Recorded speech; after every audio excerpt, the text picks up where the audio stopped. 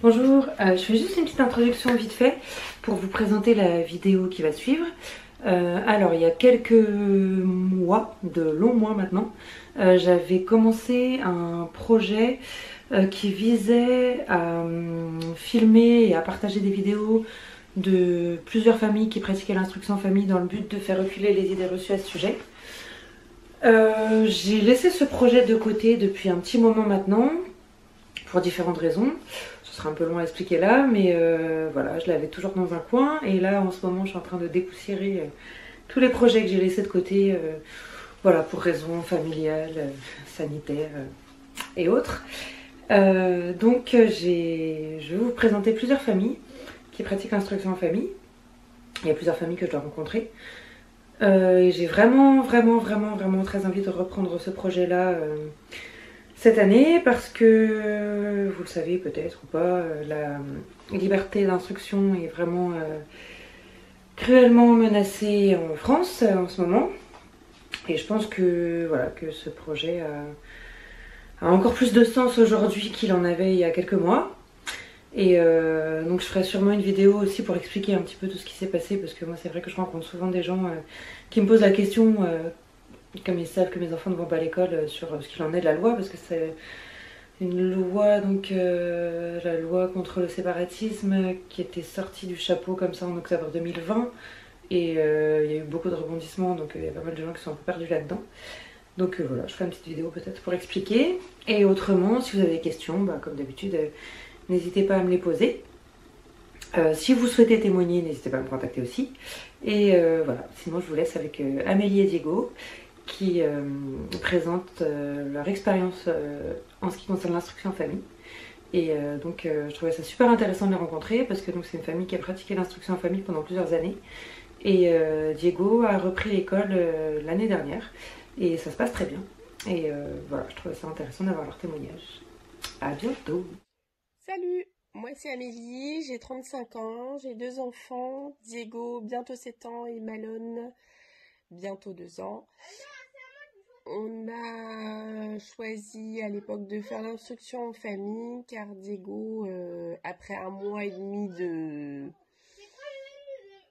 d'école, dans une toute petite école, pourtant qui était très bien, avec une maîtresse que je connaissais, qui était très sympa, etc. Je voyais bien il était pas bien, on devait le réveiller le matin, quand on le récupérait, il déchargeait beaucoup ses émotions, et du coup c'était un peu compliqué, alors que, voilà, je sentais bien que ça le faisait pas. Donc, donc du coup, on a décidé de faire l'instruction en famille. Euh, Grâce à ma voisine qui m'a dit mais l'école c'est pas obligatoire jusqu'à 6 ans, donc voilà, je travaillais pas, mon mari étant marin pêcheur n'était pas là souvent, donc je pense aussi que c'était plus difficile pour Diego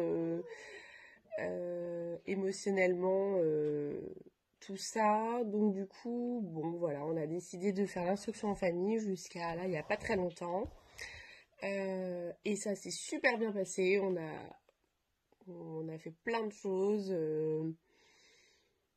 Et, euh, et voilà. Et là, on a déménagé. En fait, on a déménagé. Et du coup, j'ai décidé de mettre Diego à l'école parce que, en fait, il s'est fait un super copain à l'équitation. Et du coup, on a trouvé une toute petite école multiniveau.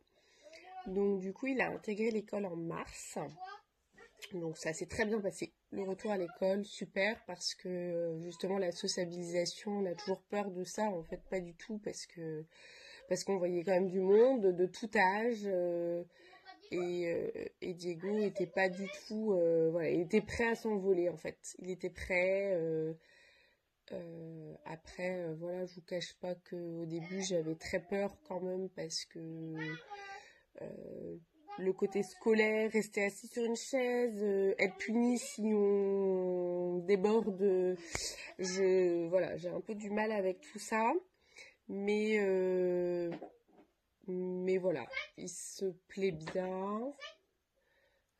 Après, c'est pas non plus l'école que j'aurais rêvé pour lui parce que je pense qu'on pourrait mieux faire à ce niveau-là. Mais voilà, j'avais besoin de prendre du temps aussi pour moi parce que c'était avec mon deuxième petit, ça devenait trop.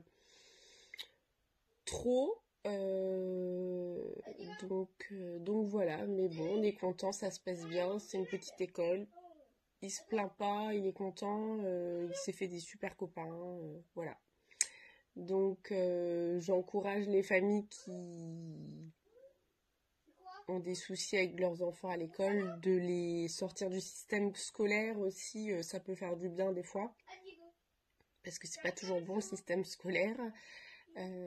Voilà. Et Diego, du coup, ça lui a permis aussi toute la première année de son petit frère. De toute façon, avec le Covid, ils ont fait plus d'école à la maison qu'autre chose. Donc, de toute façon, il aurait été à la maison, quoi qu'il en soit. Mais ça lui a permis d'être très proche de son petit frère aussi à son arrivée. Voilà, voilà. Et écoutez, bonne journée. Au revoir.